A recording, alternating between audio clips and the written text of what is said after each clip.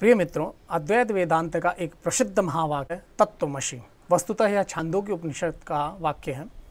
तत्त्वम असि 3 पद से मिलकर बना हुआ है। यह तद्वाच्य है ब्रह्म और त्वम वाच्य है अर्थात वह शिष्य।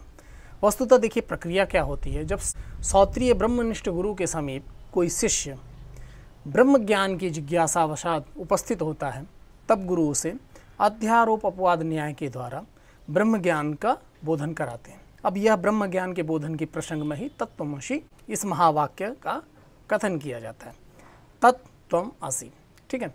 तत् जो पदवाच्य है वह ब्रह्म हो गया, सर्वज्ञत्वादि गुण से जो विशिष्ट है, और त्वम अर्थात जो वह शिष्य है, अल्पज्ञत्वादि विशिष्ट जो चैतन्य है। अभी तक हमने जो कारण शरीर, सूक्ष्म शरीर, स्थूल शरीर, इनका कथन किया। यह वस्तुतः हमने किसके प्रसंग में पढ़ा? उस तत्पद के प्रसंग में पढ़ा, अर्थात ब्रह्मात्मन के विषय में हमने उसका अध्ययन किया। अब हम त्वम के प्रसंग में इसका अध्ययन करेंगे। जैसे यह जीव है, जीव के विषय में विभिन्न वाद प्रचलित हैं। तो सदानंद योगींद्र जी ने 9 वादों को उपस्थित किया है, अर्थात 9 ऐसे सिद्धांतों को प्रस्तुत किया है जो अपने पूर्ववर्ती सिद्धांतों का खंडन करते हुए अपने सिद्धांत को प्रस्तुत करते हैं, उसका मंडन करते हैं। तत्पश्चात उन्होंने अद्वैत वेदांत सम्मत जो सिद्धांत है उसको प्रस्तुत किया है, इन 9 मतों का निराकरण करते हुए। तो सर्वप्रथम जो मत यहाँ पर प्रस्तुत किया गया है वह चारवाक का है। चारवाक के भी बहुत सारे भेद हैं।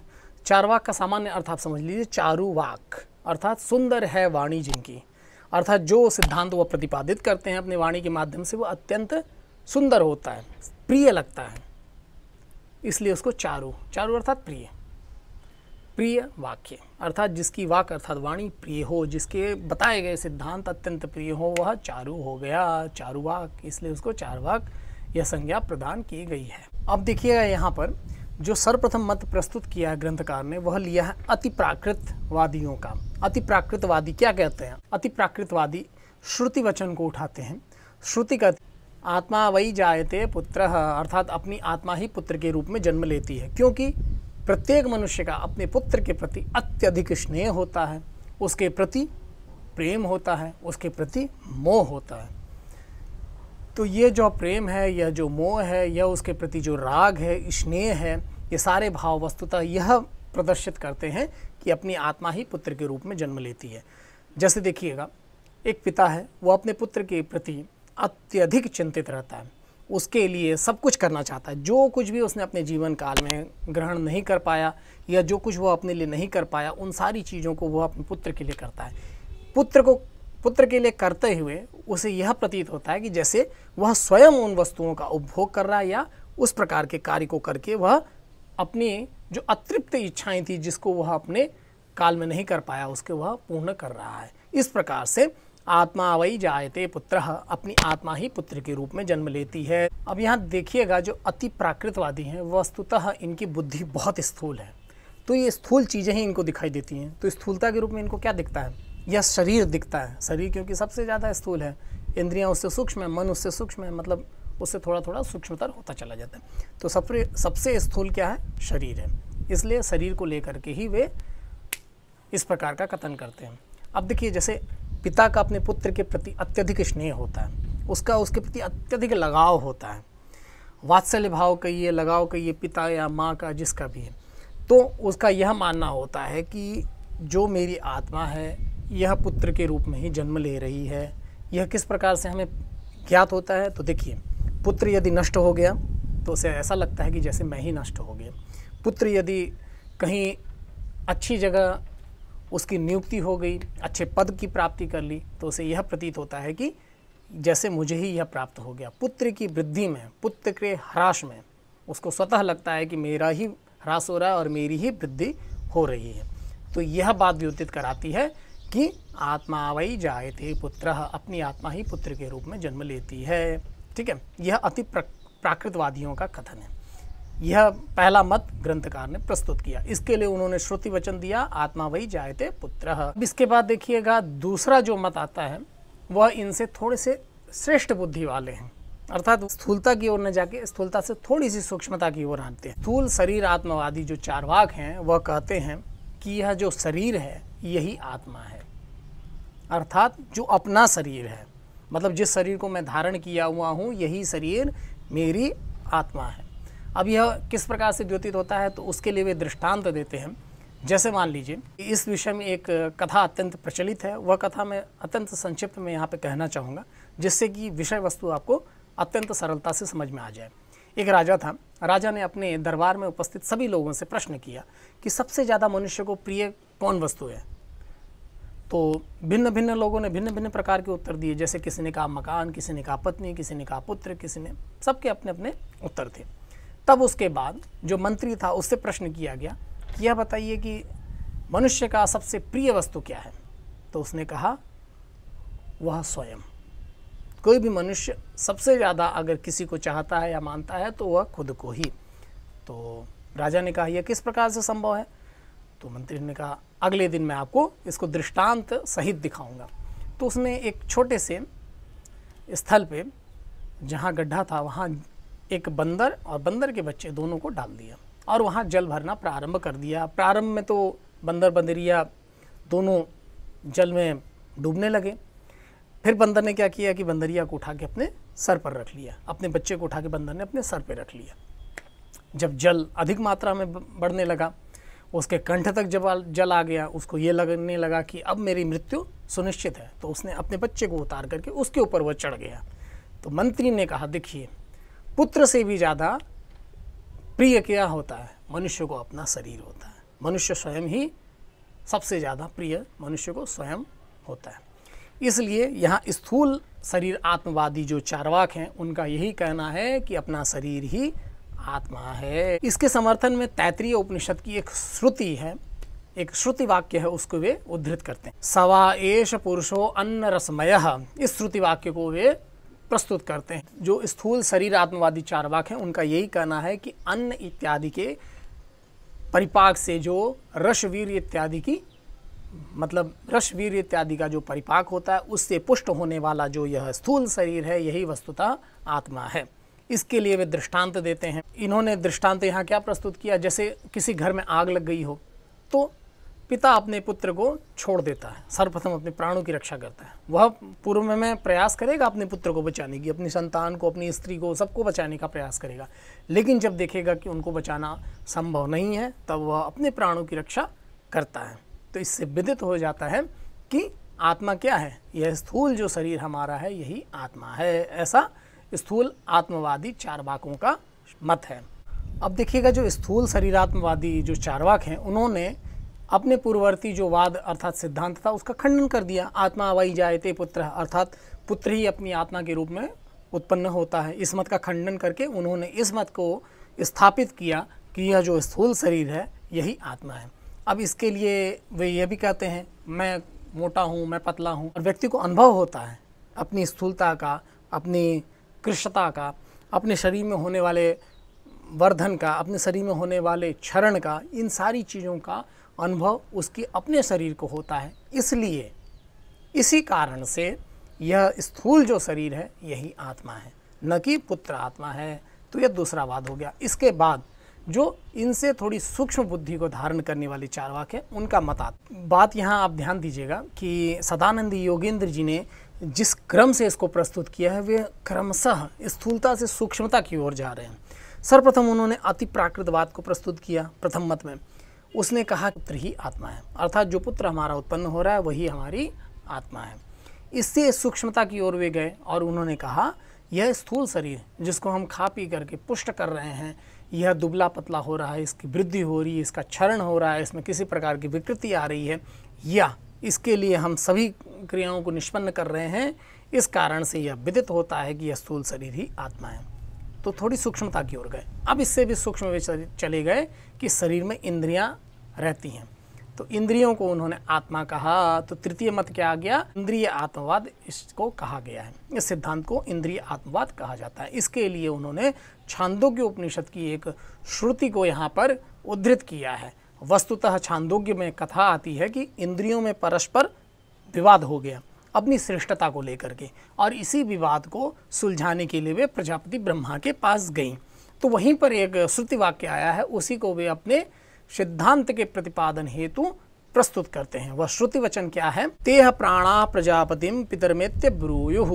इस श्रुति वाक्य को यहाँ पर इंद्रिय आत्मवादी चार्वाक हैं वे प्रस्तुत करते हैं। अब जैसे इंद्रियों में भी क्या होता है, मैं बहरा हूँ, मैं काना हूँ, मैं अंधा हूँ, मैं लंगड़ा हूँ, इस प्रकार की जो प्रतीति होती है, यह प्रतीति बताती है कि स्थूल शरीर आत्मा नहीं है, इंद्रियां ही आत्मा है। क्योंकि शरीर में जो इंद्रियां हैं, इंद्रियों में विकार आता है और ये इंद्रियों के विकार के द्वारा ही हमें विदित होता है कि हम अंधे हैं, हम लूले हैं, हम काने हैं, इत्यादि इत्यादि। तो इस कारण से यह कहना कि स्थूल शरीर ही आत्मा है, यह गलत है। आत्मा क्या है? इंद्रियां ही आत्मा है। इस तृतीयवाद को स्थापित किया इंद्रिय आत्मवादी चार्वाकों ने। अब देखिएगा जो चतुर्थ मत आएगा वह इससे भी सूक्ष्म होगा। चतुर्थ मत जो है वह प्राणात्मवादी चार्वाकों का मत है, जो प्राण को ही आत्मा स्वीकार करते हैं। क्योंकि ये इंद्रियां कार्य करती हैं, परस्पर सभी इंद्रियां मिलकर के ही एक स्थूल शरीर को मतलब बनाती हैं। और स्थूल शरीर की अवस्थिति तभी होती है जब ये इंद्रियां विद्यमान होती हैं। तो स्थूल शरीर से श्रेष्ठ इंद्रियां हैं, इसलिए इंद्रिय को आत्मा कहा तृतीयवादियों ने। चतुर्थवाद जो उपस्थित किया गया उसमें कहा गया कि इंद्रियों का भी संचालन करने वाला, उसके पीछे रहने वाला कोई एक है, और वह क्या है? प्राण है। इसको उन्होंने ज्ञात किया कि सुषुप्ति काल में, शयन अवस्था में, तब उस समय क्या होता है, उसके शरीर से कोई एक वस्तु का उत्क्रमण हो जाता है, जिसकी वजह से शरीर हमारा निश्चेष्टा युक्त हो जाता है, अर्थात उसमें किसी प्रकार की चेष्टा नहीं रहती। तो संपूर्ण चेष्टा का अभाव यह किस कारण से होता है? प्राणों के अभाव होने से। शरीर में गमन क्रिया नहीं होती, खाना पीना, उठना बैठना, सोना इत्यादि किसी प्रकार की क्रिया नहीं होती। सभी इंद्रियों के, चाहे वह बाह्य इंद्रियां हो चाहे आंतर इंद्रियां हो, सभी इंद्रियों के कार्य करने की क्षमता समाप्त हो जाती है। वे केवल अपने कार्य का निष्पादन इस प्राण के रहने पर ही करती हैं। इस कारण से प्राणात्मवादी जो चार्वाक हैं उनका कहना है कि प्राण ही आत्मा है, इंद्रियां आत्मा नहीं है। इस प्रकार से वे इंद्रिय आत्मवाद जो यह मत है इसका खंडन करते हुए अपने मत को स्थापित करते हैं। और इनका मत यह चतुर्थ मत है जो कि सदानंद योगींद्र जी ने प्रस्तुत किया है। तो चौथा मत हो गया प्राणात्मवादी चार्वाकों का मत। पहला अति प्राकृत हो गया, दूसरा आपका स्थूल शरीर आत्मवाद हो गया, तीसरा इंद्रिय आत्मवाद चार्वाकों का मत हो गया, और चौथा प्राणात्मवादी चार्वाकों का मत। ये चार मत आपको अभी ज्ञात हो गया। अब पांचवें मत की ओर हम लोग बढ़ते हैं। अन्यो अन्यतर आत्मा मनोमयः। अन्यो अन्यतर आत्मा मनोमयः, अर्थात इस स्थूल शरीर से भिन्न मन जो है वही आत्मा है। ठीक है, तो यह आपका पांचवा मत स्थापित हो गया। तो यहाँ पर वेदांत सार के जो रचयिता हैं सदानंद योगींद्र जी, उन्होंने 5 मतों को प्रस्तुत किया। छठे मत का प्रतिपादन करते हुए वे कहते हैं, अब चार्वाक के मत के पश्चात विज्ञानवादी जो बौद्ध हैं वे अपने मत को प्रस्तुत करते हैं। विज्ञानवादी बौद्धों के यहाँ क्या होता है, क्षणिक विज्ञान को स्वीकार करते हैं वे, अर्थात यह संपूर्ण जो कुछ भी है वह क्षणिक विज्ञान ही है। ये कहते हैं क्षणिक विज्ञान ही आत्मा है। योगाचार बौद्धों के मतों को आप इस प्रकार से समझ सकते हैं कि इनका यह कहना है कि इंद्रिय को, प्राण को, स्थूल शरीर को और इसके बाद आपका मन को आप आत्मा नहीं मान सकते हैं, क्योंकि ये सभी किसी क्रिया को निष्पन्न करने में अत्यंत सहायक होते हैं। इस कारण से यह करण है और करण कभी भी कर्ता नहीं हो सकता।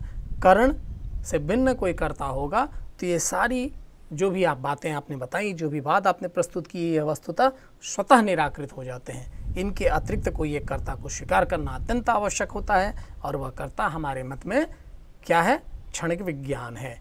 इसलिए यह जो हमारा छठवां मत है यह स्थापित हो जाता है। स्थूल शरीर आत्मवाद, मन आत्मवाद, ये सभी मत निराकृत होकर के क्षणिक आत्मवाद यह सिद्धांत मंडित होता है। ठीक, अब देखिएगा इसके बाद जो मत आता है वो प्रभाकर अनुन्यायियों का मत है। प्रभाकर के मत में अज्ञान ही आत्मा है। वो वस्तुतः अज्ञान को आत्मा क्यों मानते हैं, अब इसको समझना अत्यंत आवश्यक है। बहुत सरल भाषा में मैं आपको बताऊंगा इस चीज़ को। उनके अनुसार क्या होता है, सुषुप्ति काल में जब सब कुछ लीन हो जाता है तब उस समय हमें क्या विदित होता है, अहम अज्ञः, अहम न जानामि। तो यह जो प्रतीति है अज्ञता की, न जानने की, यह अज्ञान ही वस्तुतः आत्मत्व का प्रतिपादन करता है या उसका बोधन कराता है। इसलिए अज्ञान ही आत्मा है, ऐसा उनका कहना है।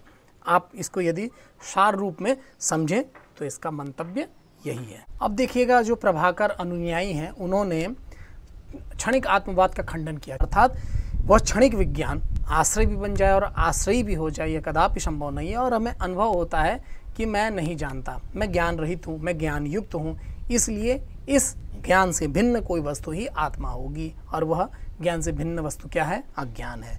इस कारण से वह अज्ञान ही आत्मा है, ऐसा प्रभाकर अनुयायी कहते हैं। अब इसके बाद जिनका मत आता है वे कुमारिल भट्ट हैं।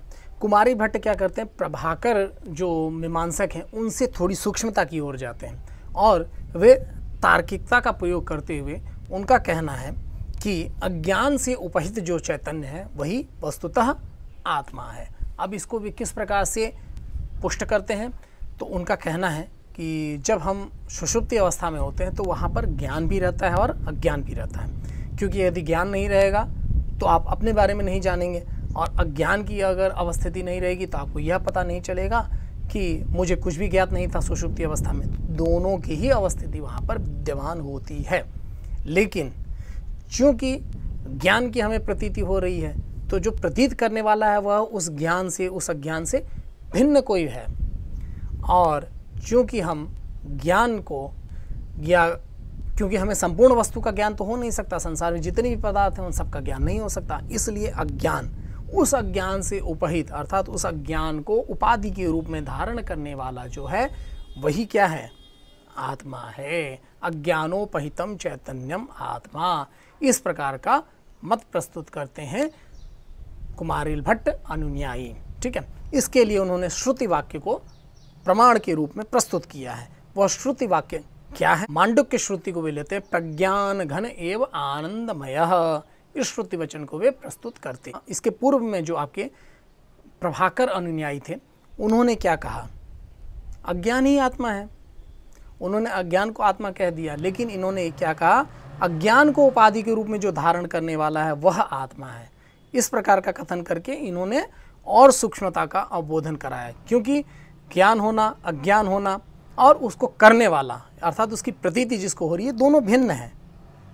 आप अज्ञान को यदि आत्मा कह देंगे तो अज्ञान वस्तुतः एक कर्म है, तो जो उसको कर रहा है वह कर्ता कोई भिन्न है, इसलिए अज्ञान से उपहित जो है वही आत्मा है।